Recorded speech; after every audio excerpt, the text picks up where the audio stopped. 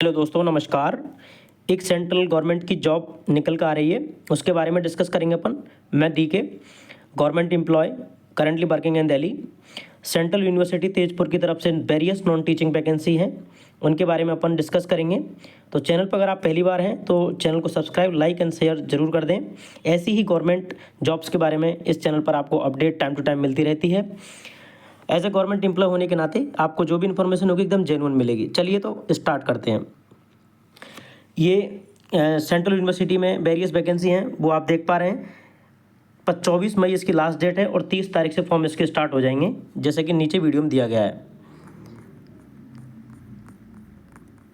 ये कुछ आपको यहाँ पे टेबल बनी हुई दिख रही है स्क्रीन पे।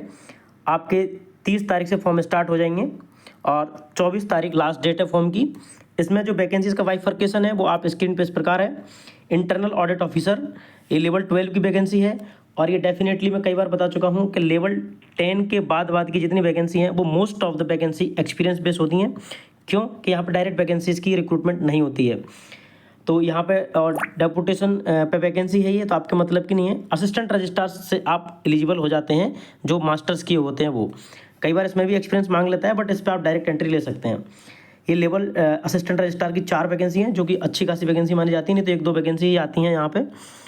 असिस्टेंट रजिस्ट्रार का लेवल 10 होता है, ग्रुप A की पोस्ट है ये और 5400 ग्रेड पे है। 5400 ग्रेड पे अगर आप दिल्ली की बात करें तो दिल्ली में 1,10,000 के आसपास आपकी सैलरी बन रही है एट प्रेजेंट। और इसमें एज क्राइटेरिया 40 है, 3 अनरिजर्व की वैकेंसी हैं और 1 OBC की है। Assistant that is equivalent to SSC CGL में जो ASO की पोस्ट होती है उसके इक्वलेंट होता है, बशर्ते एक ग्रेड पे यहाँ पे कम है।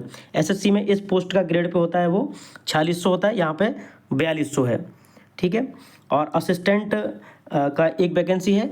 सिमिलरली नीचे लेबोरेटरी असिस्टेंट है, ये ग्रुप C की वैकेंसी है। लेवल 4 2400 ग्रेड पे की वैकेंसी है। जूनियर अकाउंटेंट एडमिन ब्रांच में 2 वैकेंसी हैं, दोनों के दोनों अनरिजर्व की हैं, ये भी 2400 ग्रेड पे की वैकेंसी है। अपर डिवीज़न क्लर्क, ये 2400 ग्रेड पे की वैकेंसी है, अनरिजर्व में 1 वैकेंसी है।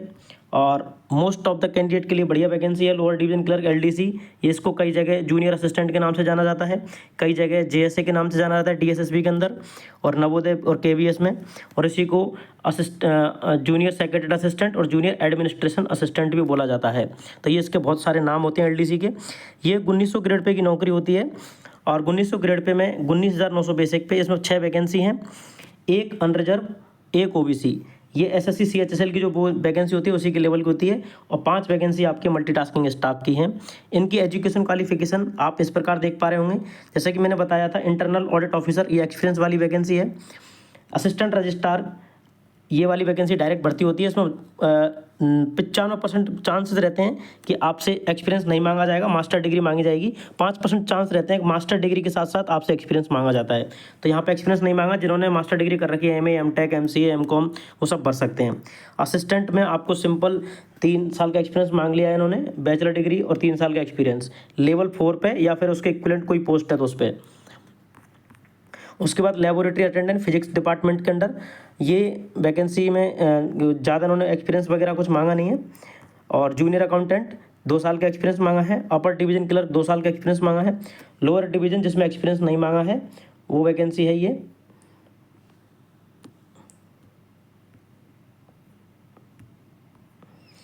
इसमें बैचलर डिग्री चाहिए और कई बार बता चुका हूँ, इंग्लिश में 35 वर्ड, हिंदी में 30 वर्ड पर मिनट, 95% आपकी एक्यूरेसी चाहिए होती है टाइपिंग के लिए, और ये क्वालिफाइंग नेचर होती है।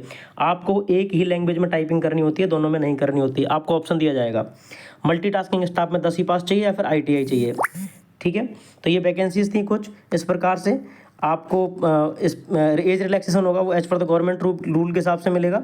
एप्लीकेशन की जो फीस है वो 500 रुपये है और इस वाले एड्रेस पे आपको पहले चालान कटवा के फिर समर्थ पोर्टल पे जाके आपको फॉर्म भरना पड़ेगा। ये समर्थ पोर्टल DU दिल्ली यूनिवर्सिटी के द्वारा एक विकसित प्लेटफॉर्म है जहाँ पर मैक्सिमम सेंट्रल यूनिवर्सिटीज़ के फॉर्म भरे जाते हैं।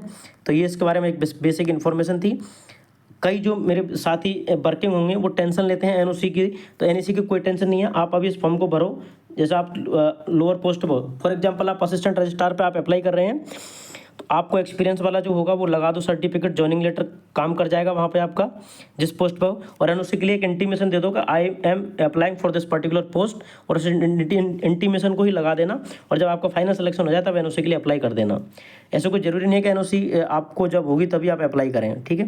तो बेस्ट ऑफ लक, मेहनत करते रहो ऐसे ही अपडेट पाने के लिए इस चैनल को सब्सक्राइब जरूर कर लें। Thank you so much and good luck for upcoming exams.